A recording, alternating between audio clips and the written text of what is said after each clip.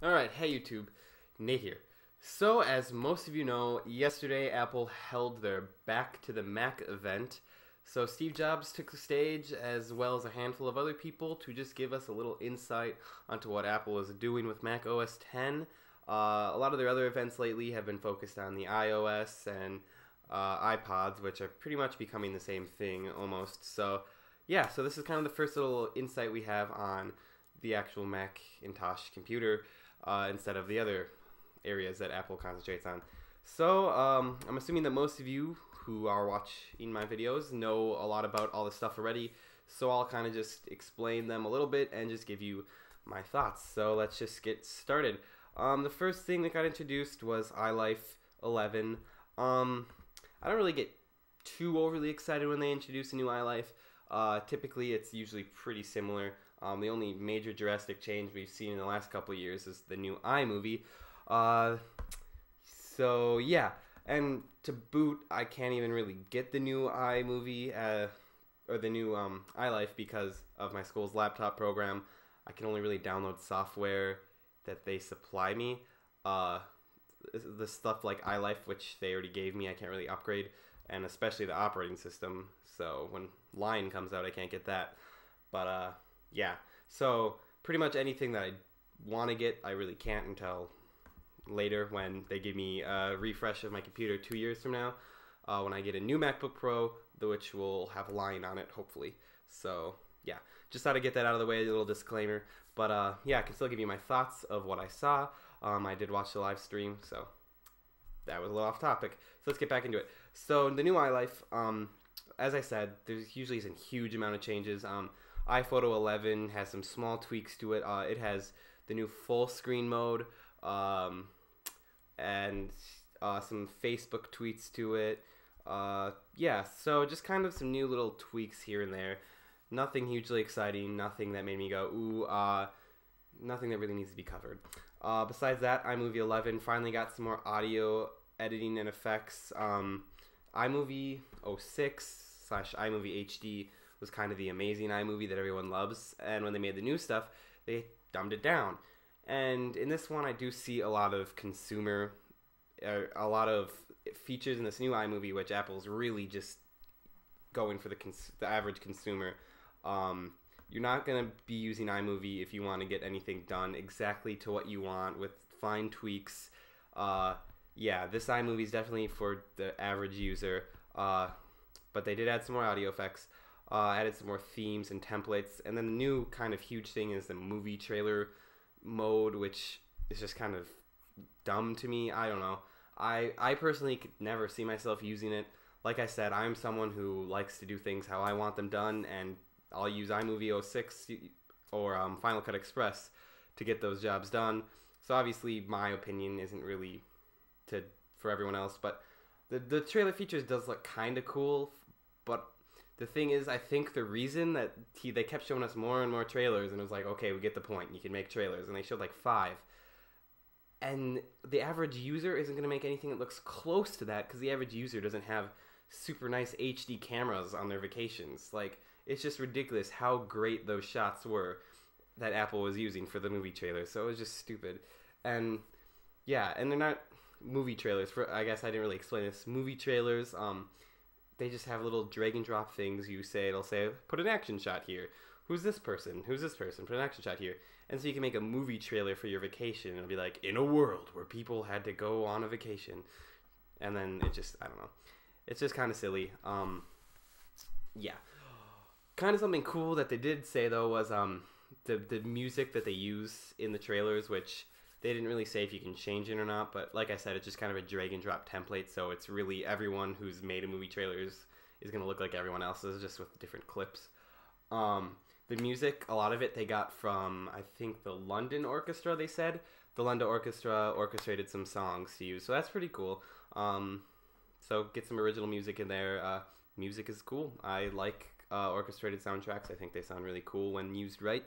So yeah. GarageBand 2011. They have the new spell check is kind of what the term they used for it is, spell check for music. They got flex tone and groove matching, or flex time and groove matching. So if something's a little out of whack, you can kind of tweak with it to make it line up better, to make it go with the rhythm if someone was off. If a note wasn't held long enough, you can extend it, you can shorten it. It's so yeah, a lot more effects that you can do with actual sound. A lot of the older versions, you could edit stuff that you made with the computer's instruments, but this is actually working with real instruments that you recorded into the system. So that's really cool that you can do all these fine tweaks with it and kind of make it work to the way you want it to. GarageBand is actually a really nice music studio for a package that comes with the computer. It actually has a lot of advanced features, which is pretty nice for people who do record music. Yeah, other than that, they added some more music lesson modes. I know way back when, I'm pretty sure you had to pay for like professional artists to teach you how to play their songs. I don't know if they still do that, but it looked like they did have some free lessons that you could just learn some basic stuff on guitar, keyboard, or piano. And I thought there was a third one. I don't remember what it was. Yeah, so there's iLife. Like I said, usually the new versions of iLife don't do anything drastic or huge. It's usually just small things. Yeah. So moving on, FaceTime was the next thing they introduced. FaceTime for Mac. Yeah. So this is cool. If you want to, with your iPhone 4, call someone who has a Mac with a Mac and a webcam, which all Macs have webcams as of 2004 or 5 or something. But yeah. So that's cool. I did try it out with a friend of mine. He had an iPhone 4. I used my Mac. Seemed to work great. Not a lot of problems. Yeah, so that's pretty cool. You just pretty easy make an account. You make your use your Apple ID, and then you just choose an email if you want to use a different email other than your Apple ID, and you're set. And it just uses your address book contacts from there. So yeah, that's cool. I can go from, as far as I know, computer to computer, which you might as well be doing iChat then, computer to iPhone or computer to iPod Touch. So yeah, Apple has integrated all of their devices now with this one application, so that's pretty cool. Props to them. Hopefully FaceTime can actually make it somewhere. I kind of said that I didn't really think that it was, or I don't think it's going to catch on very fast, and that 10 years from now I still don't think everyone's going to be using FaceTime, but it definitely is a nice feature and it has potential. Alright, so Lion is the next thing they talked about. Lion is a new version of Mac OS X. They pretty much only showed us 3 things with Lion, and we'll get to the first thing that that's on Apple's website. I'll get to that last. Launchpad, essentially it's an iPad screen on your desktop. You can just organize your apps, scroll through them like you would on an iPad, organize them any way you want. Kind of nice, I guess. I guess I don't really see the point. I probably am still just gonna go into applications folder and find my app. It's just as fast to click applications, press the letter on the keyboard of what it starts with, and get it in like 2 seconds, compared to opening Launchpad and then clicking it. I don't know. It just seems kind of funny to me. Who knows? Maybe I'll find that I like it. I'm sure there's a keyboard shortcut you can bring it up. If that's the case, which it probably is, then it probably works a little better. But at the same time, it's just going to be weird to adjust to, and I don't know if I'll use it very much. That's my personal opinion. Full screen apps was something, it's not really a feature, but you can run apps full screen now. Another thing that seems kind of weird to me, I don't know if I'll use, but it's there. Mission control. This is the thing that I do think looks really nice with Lion. They pretty much just took Expose and overhauled it. They combine Expose, Spaces, Dashboard, all into one. Now your Expose apps are grouped together and has like a little icon that shows you what that app is, and it's just a really nice layout, and I think it looks a lot better than Expose is now.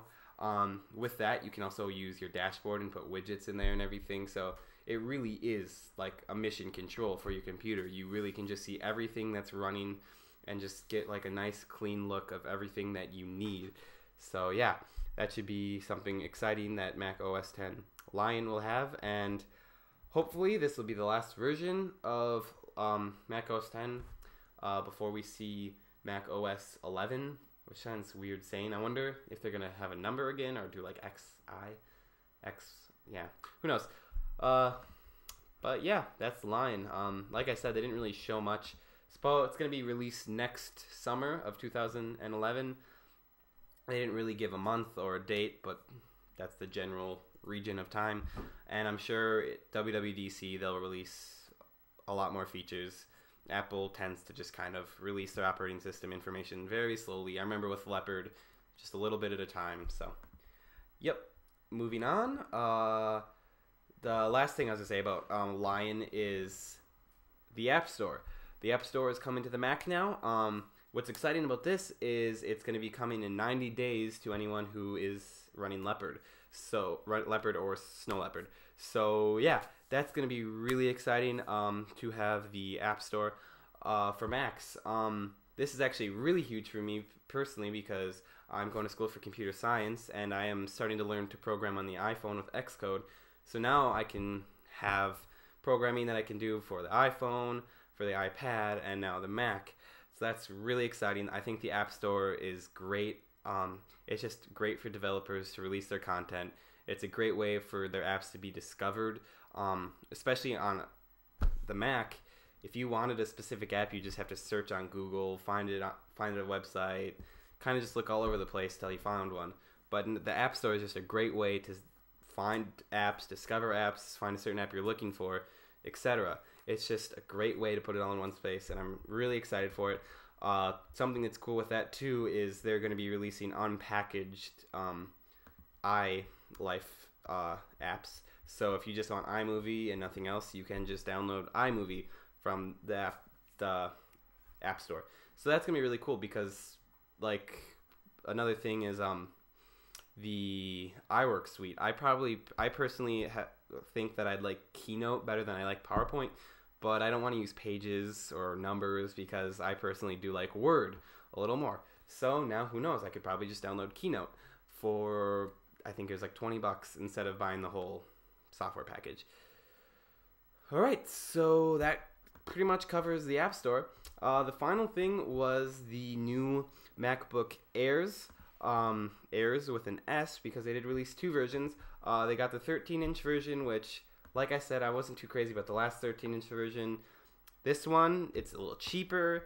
They're sticking with flash storage like the iPad. It's just right on the board instead of encased in another encasing. So it just gives that ability to be a little thinner. It works great. It's a Core dual processor. Core 2 dual processor. So it's still kind of running an old processor, but yeah, it's a thin machine. It's not supposed to be for power. But yeah, they also released a 11.6 inch. Now this is a little more like it. I did say that I think a lot of people who want netbooks don't necessarily want thin. They want smaller in a lot of ways. And this 11-inch one is smaller. It still probably could get a little smaller for the average netbook user to want it, but yeah. So it starts at $999, which is a lot cheaper than the last MacBook Air was, but still pretty spendy. I still don't think it's going to catch on a lot. I do like how it tapers. It starts thick and gets thinner. It's a nice look, but it just doesn't, I don't know. I personally just don't see the point. Some people do want thin computers, light computers. I personally want a computer that has a little oomph to it. So, yeah, that's pretty much all I got to say about the MacBook Air. I did see a little bit of improvement. I do like it more than the last version.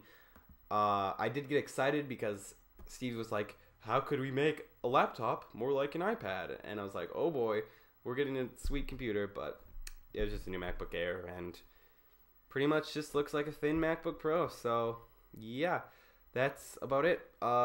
Thanks for watching. If you have any questions, feel free to send me a message. Otherwise, thanks for watching, guys, and I'll see you around.